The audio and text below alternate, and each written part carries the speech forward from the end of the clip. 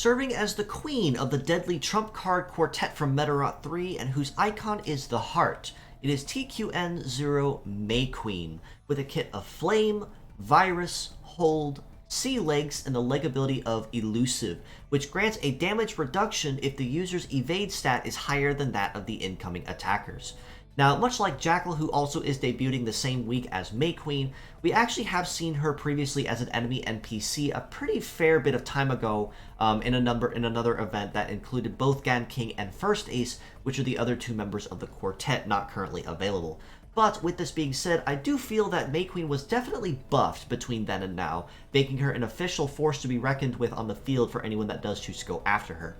Flame is a melee-based and essentially an ailment-based skill with a damage plus condition, and that condition is while it sets you and your target both on fire and applies a DOT ailment to the both of you, as long as you remain on fire, you get a damage bonus of times 1.5 every time you use Flame consecutively going forward. Which makes it a very dangerous skill to make use of, even if the enemy has Stat Cleanse equipped, because the damage bonus requires you to have the ailment applied and not the opponent, which makes it a very good way to kind of sidestep anyone that chooses to use Stat Cleanse and curb ailments on the side. Virus is a standard and more conventional ailment, which is turn skipping, which means if you can successfully outrun your opponent and inflict it in their heat phase, their entire turn going forward to the line will be effectively wasted, making them a lot easier to come up behind Mayqueen and finish the job, or even buy time for, say, to keep a more dangerous attacker at bay and prevent them from using their skills. And then Hold, of course, is another ailment, and a lesser used one at that, but still very dangerous to a point. It simply will inflict no dodge on the enemy and also debuff their heat and cool by 25%, which honestly does kind of tie in with Mayqueen's kit as a interruption-based or ailment-based fighter very nicely, as a way not just to guarantee that all hits will land, but also guarantee that they're going to be just a little bit slower than her, if not already calling it at that point. And then, of course, Virus does also include the ability to turn skip for those that she does outrun. The Sea Legs, even if they are moderately well-rounded in terms of most terrains, do have a little bit of a lack when it comes to the mobility, but Mayqueen does kind of make up for this pretty nicely in being in that rather, I'm going to say, on the lower end cutoff of where you want mobility to be at about 672. But granted, Sea Legs also have a naturally high evade stat to compensate for this, and at 1848, that's really something you can't beat very easily, meaning that unless she's unable to dodge or defend herself, Mayqueen is not really going to have a difficult time dodging or grazing a lot of incoming attacks, thanks to that naturally high evade. A melee resist of 1397, almost 1400, is also very nice too, meaning that up close and personal, Mayqueen can definitely hold her own very nicely. But a shoot resist of 487 is definitely on the lower end of where you do not want to be, meaning that if she is fighting someone from afar with long-range combat, she's definitely going to want to have someone cover for her in order to prevent a lot of punish damage from breaking her very easily.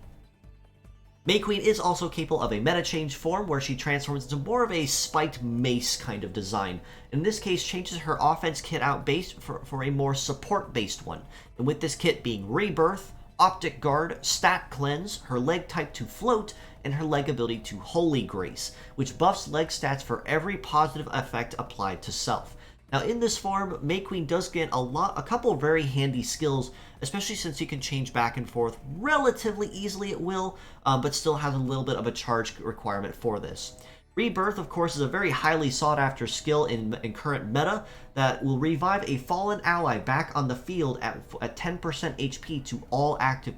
all parts, which basically grants them the ability to come back even if it is at very little HP. It's honestly better to have them back at little than not at all and hinder your strategy.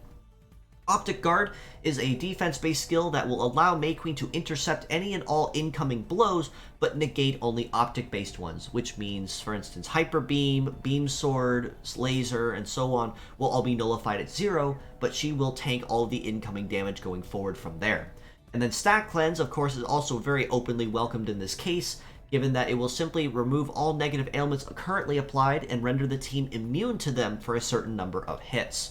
Float Legs also give Mayqueen just a little bit better overall terrain coverage, and her stats definitely do skyrocket a little bit in this case. With a total HP of 12,696 is honestly very nice too, even if that is spread across her 4 parts. A mobility of 933 is definitely much better than the mid 600s that she was at before.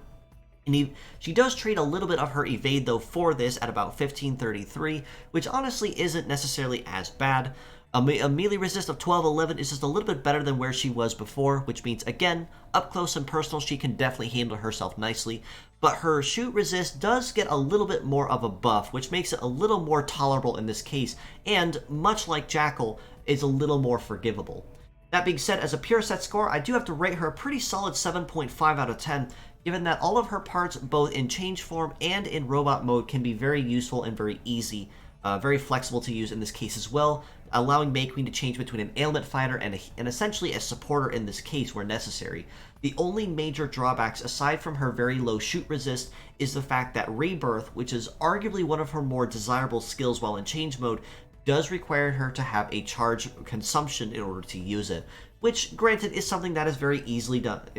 met as well, but it is something still to take note of. The only other drawback I do see, however, is that with the Holy Grace leg ability, this is something that Mayqueen requires her allies in order to make use of, given that Mayqueen herself does not apply any positive effects to self to actually capitalize on this. As mixed parts, I do have to rate her just a hair lower at a 7 out of 10. Even though you really won't be missing a whole lot, say with Rebirth or Stat Cleanse while in change mode,